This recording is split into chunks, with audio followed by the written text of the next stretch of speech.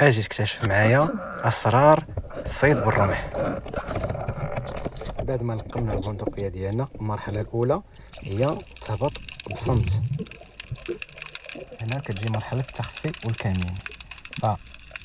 هنا خصنا نختاروا بلاصه مثاليه باش السمكه ما تحسش بينا، وكنقلبوا على بلاصه يكون فيها الحوت الصغير، لان الحوت الصغير كيجيب الحوت الكبير.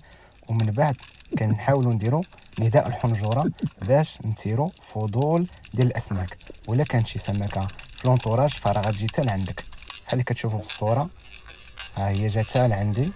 وهنا كتجي مرحله القنص، وبالضربه القاضيه هي كل شيء ملي كتجي الوقيته المناسبه باش نضمنوا السمكه ديالنا. كيف تتشوفوا سمكه الشرغون.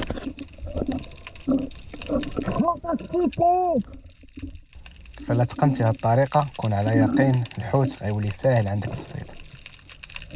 الى اللقاء.